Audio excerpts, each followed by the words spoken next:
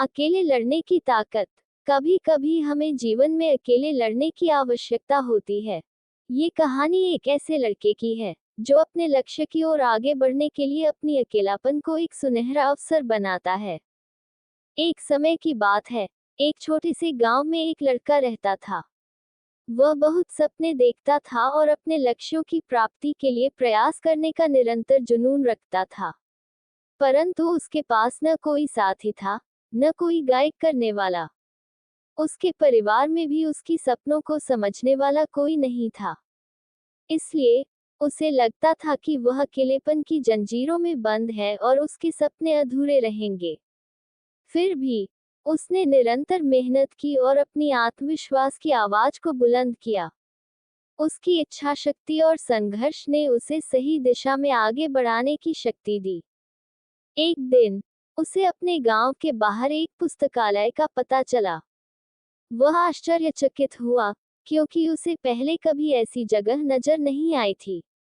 धीरे धीरे उसने उस पुस्तकालय के दरवाजे पर कदम रखा। वहां जाकर उसने देखा कि लोग पुस्तकों के बीच खोए रहते हैं, और वहां की शांतिपूर्णता और ज्ञान के वातावरण ने उसे संतुष्ट कर दिया। अपनी उत्कृष्टता को पहचानते हुए उसने लिया निर्णय किया कि वह पुस्तकालय में समय बिताएगा। धीरे धीरे वह पुस्तकालय की विभिन्न किताबों को पढ़ने लगा और नई दुनिया की खोज में निकल पड़ा।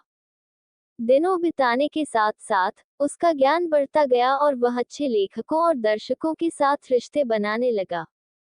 इसी के साथ उसने लिखने का भी मन बना लिया। उसने कई लेख लिखे, जिसमें से उसका एक लेख प्रकाशित हुआ और उसे अवसर मिला अपने लेखकीय कौशल को दुनिया के सामने प्रदर्शित करने का।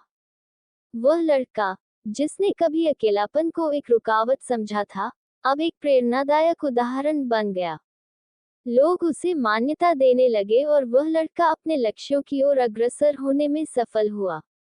इस कहानी से हमें ये सीख मिलती है कि अकेलापन को एक सुनहरा अवसर बनाने के लिए हमें संघर्ष करना चाहिए।